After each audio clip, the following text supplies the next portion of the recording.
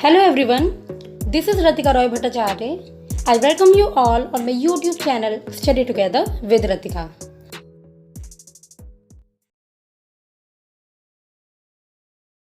आज के वीडियो में हम लोग स्टार्ट करने वाले हैं डाइजेशन इन ग्रास ईटिंग एनिमल्स। आप लोगों को पता होगा ग्रास ईटिंग एनिमल्स को हम हर्बीवोर्स भी कहते हैं, क्योंकि ये एनिमल्स ऑटोट्रॉफ्स के ऊपर डायरेक्टली डिपेंडेंट होते हैं। ऑटोट्रॉफ्स वो एनिमल्स होते हैं जो अपना फूड अपने आप प्रिपेयर कर सकते हैं through the process of photosynthesis.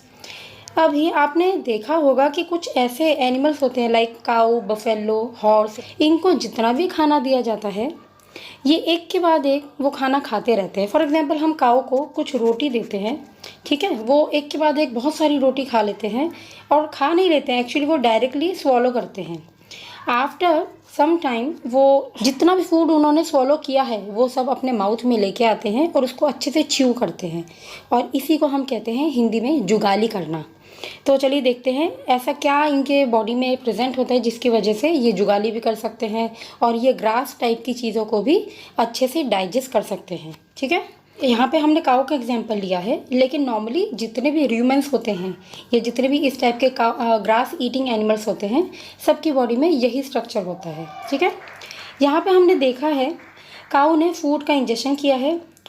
With the help of this oesophagus ये फूड चला जाता है स्टमक में। ये पूरा पार्ट है स्टमक। इनका स्टमक ह्यूमन से थोड़ा डिफरेंट होता है क्योंकि इनके स्टमक में 4 पार्ट्स होते हैं। इन चारों पार्ट्स का डिटेल आपकी एनसीईआरटी टेक्स्ट बुक में नहीं है, लेकिन मैं थोड़ा थोड़ा सबका फंक्शंस बता दूंगी। इन चारों पार्ट्स के नाम है र्यूमन, रेटिकुलम, ओमेजम एंड एबोमेजम। अगर हम फंक्शंस देखें तो र्यूमन मेनली फर्मेंटेशन का काम करता है। रेटिकुलम में जितने भी मेटल ऑब्जेक्ट्स या कोई भी शार्प ऑब्जेक्ट अगर काऊ ने इंजेस्ट कर लिया है या इन र्यूमन एनिमल्स ने इंजेस्ट कर लिया है वो सारे रेटिकुलम में रह जाते हैं। ओमेजम में जितना भी एक्स्ट्रा अमाउंट में वाटर होता है वो सब एब्जॉर्ब होता है। एंड एबोमेजम में मेनली जैसे हमारे ह्यूमन बॉडी में स्टमक का काम होता है, HCl का प्रोडक्शन होता है, उसी तरीके से एबोमेजम में HCl एसिड का प्रोडक्शन होता है और कुछ डाइजेस्टिव एंजाइम्स का भी प्रोडक्शन होता है। तो चलिए अब हम देखते हैं फूड की एंट्री हो गई है यहाँ पर स्टमक में। स्टमक में फूड पार्शियली डाइजेस्ट हो जाएगा जिसको हम कहेंगे कड की फॉर्म में। ठीक है, ये कड दोबारा जाता है माउथ में। माउथ में बहुत देर तक ये काऊ इसको च्यू करता है क्योंकि फूड ही इतना सारा होता है, तो थोड़ा थोड़ा पार्ट्स करके फूड माउथ में आता रहता है और ये च्यू करके जुगाली कर करके सब फूड को दोबारा भेजता है स्टमक में। स्टमक में मैंने अभी आपको चारों पार्ट्स के नाम बताए हैं। चारों पार्ट्स में अलग अलग तरीके से डिवीजन होता है। मेनली यहाँ पे जो र्यूमन है उसी का काम होता है फर्मेंटेशन का। उसके बाद फूड चला जाता है स्मॉल इंटेस्टाइन में। स्मॉल इंटेस्टाइन में कंप्लीट डाइजेशन होता है and after that the food passes to caecum. ये वाला part is known as caecum. Caecum एक पाउच लाइक स्ट्रक्चर है जो कि स्मॉल इंटेस्टाइन, यहाँ पे स्मॉल और लार्ज इंटेस्टाइन के बीच में प्रेजेंट होता है।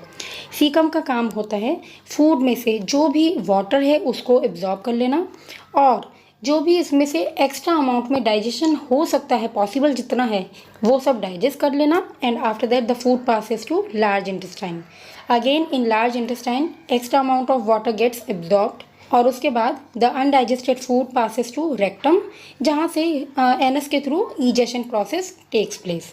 तो ये था mainly explanation of the digestive system in humans. अब कुछ टर्म्स हमने यहाँ पे यूज़ किए हैं। सबसे पहला है र्यूमन। र्यूमन ये वाला पार्ट होता है और ये पार्ट ये आपने देखा है स्टमक के अंदर एक पार्ट होता है, और ये र्यूमन जिन जिन ऑर्गेनिजम्स या जिन जिन एनिमल्स के अंदर प्रेजेंट होता है उनको या तो हम र्यूमेनस कहेंगे या हम उनको कहेंगे र्यूमिनेंट।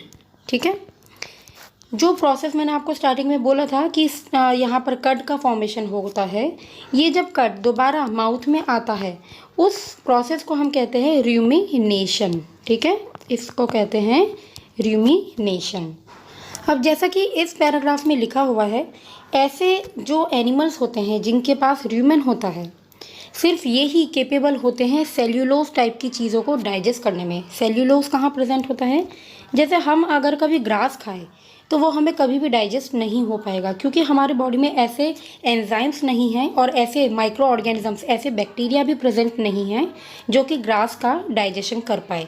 लेकिन जो र्यूमेन होते हैं या र्यूमिनेंट होते हैं, इनकी बॉडी में ऐसे एंजाइम्स और ऐसे बैक्टीरिया प्रेजेंट होते हैं जिसकी वजह से ग्रास का डाइजेशन हो पाता है। ठीक है, तो आई होप आप लोगों को ये टॉपिक बहुत अच्छे से समझ में आया होगा। If yes, please write down in the comment section.